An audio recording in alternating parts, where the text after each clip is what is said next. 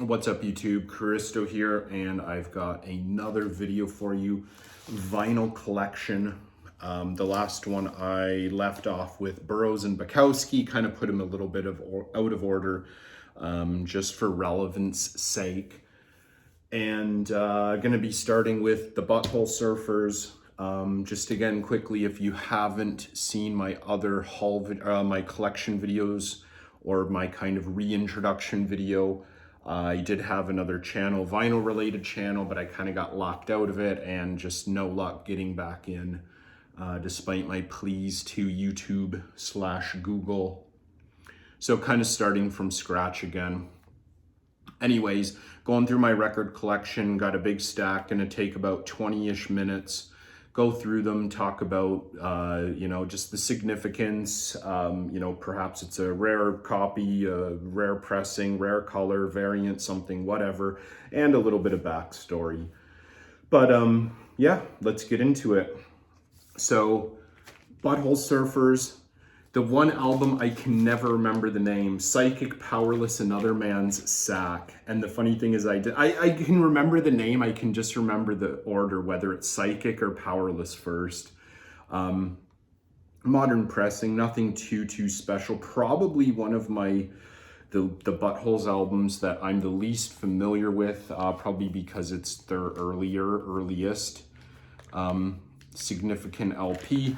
It's still good. I definitely need to familiarize myself with it a little bit more. This one, probably my favorite, Locust, Abortion Technician. Really good album. I even have the mini version. A couple of years ago, they did like a mini version or a mini EP version of this that's just like a cutout of the top corner. And it's on like yellow vinyl. It was only like $12 or something. I got it on sale. And just kind of remembered how much I loved the album, and then a couple months later I found this for a pretty good price, so I picked it up as well, just because it only had three or four tracks. I don't want to say it was like I think it's a 10-inch. Rembrandt Pussy Horse, one of my, probably on the top of my favorite Butthole Surfers albums. Independent Worm Saloon, I remember loving in high school, but the last couple times I listened to it, I wasn't overly into it. Kind of like same with Hairway to Steven. I remember having that CD in high school, and then I bought it again, I don't know, maybe like 15 years ago, and I wasn't overly into it, but I haven't really listened to either of them in quite a while.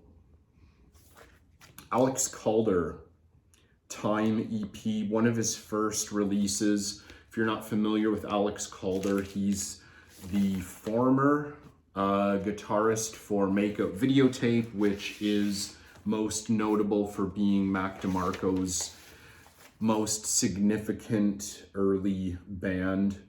I'm sure he was in bands before them, but they were the ones that definitely he got the most attention for, the earliest. And since, he's been releasing albums under his own name, he's just, been catastrophically huge. This is definitely a very familiar sound. I didn't really know much about it, but I got it off someone locally for very cheap. Unfortunately, it does have a crunch in the corner there, but it's a pretty good album. Very reminiscent of early Mac DeMarco and Makeout Videotape, obviously. Camper Van Beethoven. What is this, 2 and 3? Yeah, 2 and 3. Kind of interesting. Don't know why it's so bowed like that, but I guess it's just kind of naturally bowed. Interesting. Anyways, I was a really big fan of Cracker when Kerosene Hat came out. I think I was in like grade 7, and my friend had an older brother who was, kind of into the indie scene. And I remember him coming over to my place when I was young, or maybe I was at his place, I can't remember. But yeah, I remember him playing Kerosene Hat, and I really liked the album, but I had never heard of Cracker. And I bought it eventually. And then the next album I didn't really like, and I kind of forgot about them for years. And then when I moved to Indonesia, my friend from San Francisco was talking about Camper Van Beethoven. I was like, I never heard of him. He's like, oh, it's basically what, turned into Cracker. And I was like, oh, that's cool. I didn't know that. So Kind of did a, deep dive into camper band Beethoven a couple years later. Kind of hit and miss. Some of it's a little too alt country-ish, or, kind of alternative country for me, but some of it's really good. I do like 2 and 3 a lot. I also have Our Beloved Revolutionary Sweetheart, which is good. I prefer 2 and 3 for sure. And one of the more recent camper van Beethoven albums, New Roman Times. There's a couple tracks in this I really like. It's definitely a lot more poppy, like pop rocky sounding.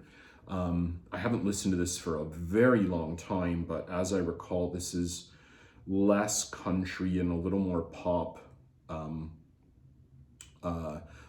rock sounding. There's a couple songs in here I do quite like a lot, but I haven't listened to this for a very long time. Can, the legendary Can. I'm pretty mainstream when it comes to Can. I'm gonna say Tagomago is my favorite album. I think it has like the A-side, the first record, whatever, is just incredible. And yeah, there's some stuff on here that's not quite as easy to listen to as some of the other tracks, but I think, it's probably my favorite Can album. It does infuse some great kind of, poppy rock, krautrock stuff with some, more, I don't know, progressive, ambient, unorthodox rock sounds, but still a really great album. This one, I think this is probably the fan favorite, Egye Bamyasi. And, I would say this is definitely my second favorite album. Usually, not always. These are usually the top 1 or 2 albums for, the less nuanced Can fan. And, I agree. I think this is a much easier listen, but I think overall, Tagomago is my favorite. Future Days, it's only the only other Can album I own, and it's significantly, behind those other 2. I don't know much really in depth about Can.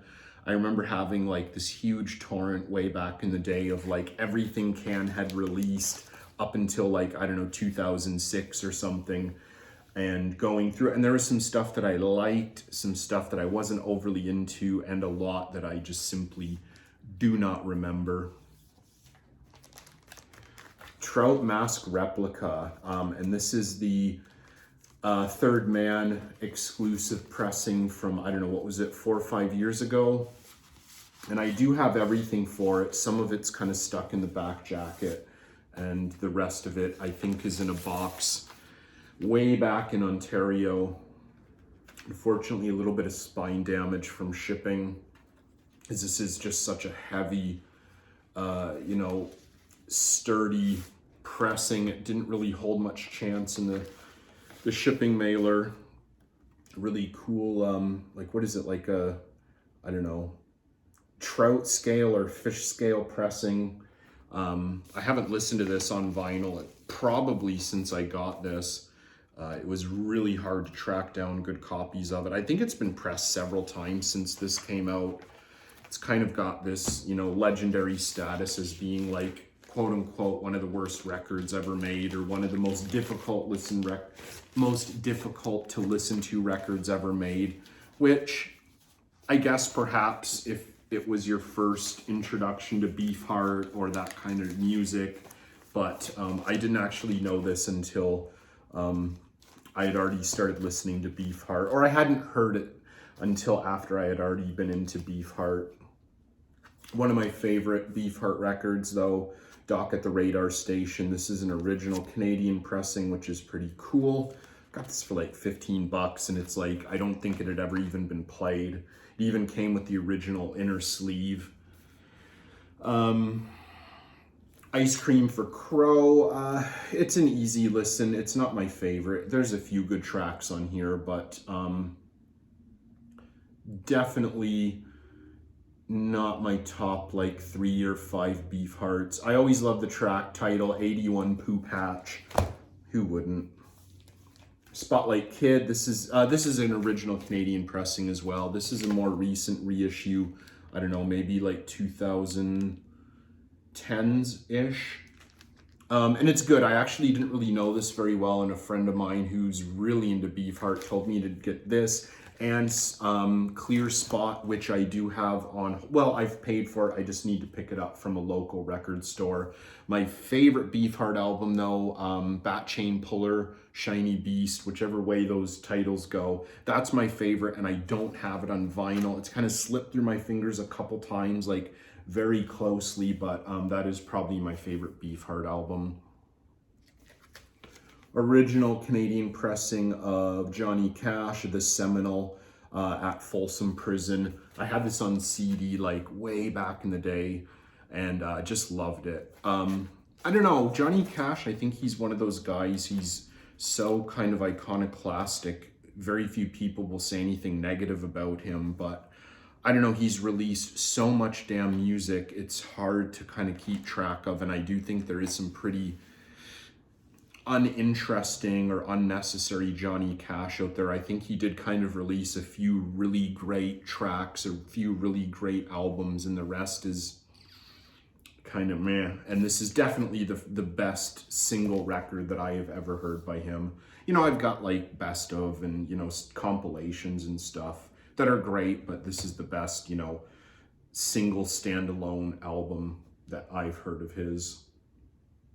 Kind of did a back catalog dive into Vic Chestnut a few years ago when I was buying from Constellation Records quite a lot. Northstar Deserter, I picked this up, and I also picked up At the Cut, which I've listened to more, and I'd say is probably more of a fan favorite. I've listened to this a few times, like the audio, like the download, digital copies or whatever that this came with the redemption codes, but I don't think I've actually put this on my turntable. I like Vic Chestnut. Some of his stuff I just can't really get into. I don't know, like, you know, God bless the guy and whatever, but you know, he's great in his own element, but I don't love everything, and he put out a lot of music in his time. Chessie, taking me back to high school, late 90s, early 2000s. I'm looking at this and seeing the latest year is 99, so I'm gonna guess this is from like 99, 2000. Chessie's Meet, back in the early days of, you know, kind of more mainstream electronic music, when electronic music was getting a lot of traction in North America at least. And this is kind of like an electronic drum and bass, but a little more, I don't know if I should say ambient, but very atmospheric, very melodic, not like, you know, your more typical British drum and bass, but yeah, very atmospheric, little somber drum and bass music. I definitely remember listening, not to this album per se, but I remember listening to it on the radio, Brave New Waves back in the day, CBC Radio 3, was it? I can't remember, but it introduced me to a lot of really great music, and Chessie was one of those artists. Signal series, also by Chessie, came out later than Meet. I'm gonna say like 2001 or 2, like really soon after Meet. And this has Tourist Union 63, which I remember them playing on Brave New Waves as well. You can get these for dirt cheap, especially if you're in Europe. Like I think these were like, I don't know, €2-3 each, but like shipping was double, triple that. Recent label I've been completely infatuated with, and I think I've talked about them a bit in my haul video, my reintroduction video. Deus Records are putting out some of literally the best new, let's say like electronic synth music, amongst other genres, I think in the indie world today. And one of my absolute favorites is Choir Boy. A friend of mine in the US introduced me to Drab Majesty, and that led me to checking out Choir Boy. And it's funny because I was just like, oh, you know, Drab Majesty's the best, you know, everyone else on Deus is, you know, second tier or good, but, you know, not quite as good. And now I'm just all completely infatuated with Choir Boy.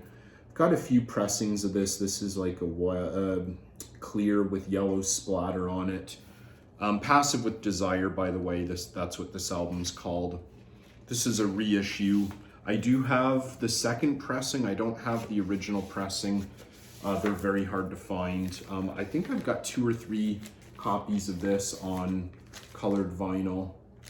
Very nostalgic synth pop, very somber, very, I don't know, I don't want to say dark. You know, the album cover might make it look like kind of gothy and dark, but it's actually just, you know, it's very nostalgic from when you were a kid. If you're, you know, in your late 30s, early 40s kind of thing, like listening to, you know, it reminds me of movies and, you know, TV shows, you know, like when there's something, you know, kind of somber or sensitive happening. I don't know, just very nostalgic to childhood. And their most recent album, Gathering Swans, which is very, like, you can definitely tell that the artist is the same, but it's incredible because it's just, after I listened to it a couple times, I realized they sound similar, but they're so completely different. Just like the mood, the atmosphere that, you know, they portray is just incredible. I say they because, like, Adam Klopp is like the main musician behind it. And I know there's others involved, but I think he's kind of like the main, you know, brainchild behind it. This is on glow in the dark pressing, which obviously you're not really gonna notice here. I've got a few pressings of this as well. Just both of these albums are just so incredible. I find Gathering Swans, this one here, to be a little more happy, a little more upbeat, a little less, you know, somber, perhaps even depressing as Passive with Desire. But both albums are just so great. And looks like we might finish up a little before 20 minutes, but let's see. Christian Death. Unfortunately, I don't have my favorite Only Theater of Pain album here. To me, that is Christian Death. That is Christian Death, like, embodied. Catastrophe Ballet, it's okay. I don't mind it. I rarely play it, but I will listen to it. It's still got Roz on here a little bit, but unfortunately by the next album, I can't even remember what it's called. Yeah, Roz was gone. At least that's how I recall it. I've never been an enormous Christian Death fan. My friend, my boss, who I will reference numerous times in my, you know, vinyl collection videos and hauls and, you know, whatever, he introduced me to some incredible music that I probably never would have heard or would have taken years, if not decades, to discover. And one of them was Only Theater of Pain by Christian Death, and I exclusively listened to that for years. Then I kind of did a deep dive into the back catalog of Christian Death and very quickly noticed, you know, right after Only Theater of Pain, things were very different. And, you know, within an album or two, just, I don't really care, which is ironic because I have this, Atrocities, which is, I can never even remember his name. I always call, Valor Canned, I always want to call him like Can Valor, or, you know, different variations or spoonerisms on his name. But yeah, Valor Canned kind of took over the band, and it went from being, in my opinion, kind of like a camp tongue-in-cheek band to like really serious, evil goth metal and rock and stuff. And it just lost the, I don't know, that kind of atmosphere of, you know, them being, I don't know if I'd say a joke band. In fact, I wouldn't say joke at all, but yeah, not taking themselves too seriously, let's say. This is a vinyl on white, but yeah, I don't even think I've ever listened to it. It was a cheap add-on with an order, a Discogs order. Two more, The Clean Vehicle. I really like The Clean. This is the only kind of album I own of, like, on its own. I do have their box set. It's not in Edmonton with me. It's still in storage. I do really enjoy their earlier stuff. This is good. It reminds me, you know, there's a lot of parallels to Sebadoh. That being said, I think The Clean were a huge influence on Sebadoh, but like The Clean's earlier stuff was very lo-fi, you know, very simple, basic, you know, out of tune, out of time, that kind of thing, which is kind of like Sebadoh's early stuff, and then they go on and get a lot more polished, well produced, and kind of like both of them. I like the later stuff, but the early jangly, you know, lo-fi stuff is definitely my favorite. Clutch, this is an interesting album when they released this. This was such a big album when I was in high school. Me and my buddies listened to this like religiously for years. And sometime after I moved abroad in 2002, they turned into like some bro band. I think it's because they were featured in like a lot of skateboarding videos, and skateboarding kind of went from like, you know, the punks and the underground indie kids to like bros and stuff like that. I'm not really sure why or when, but that definitely is something I saw happen. Like, we used to skateboard wearing like dresses and, you know, long hair and Doc Martens and stuff, and then it turned into like, you know, weightlifting bros that want to punch everyone's face in, and I don't know, it's just a very different kind of atmosphere from when I was skateboarding in high school. But yeah, anyways, this was just like, at one time I probably knew this album, you know, word for word, you know, just off by heart. And, you know, I haven't really listened to it. I think the new image of Clutch have kind of tarnished them. Perhaps no fault of their own, but yeah, it's definitely a real bro band, or at least was at one point a real bro band. Yeah, so this was very highly anticipated. I don't know, it was either very limited release in the 90s when it came out, which makes sense because nobody was buying vinyl then. And then they released this on vinyl a couple years ago, MOV, and I bought it. I pre-ordered it, expecting it to sell out instantly, and I think you can still get copies of this for pretty much retail price, which whatever, I don't care. I really wanted it. This is a significant high school album for me, but I was expecting it to just sell out instantly, and not at all. Anyways, thank you for watching, everyone. Probably be a week or two till I get another collection video out there, but thank you for watching. Please stay tuned, and I'll see you again later.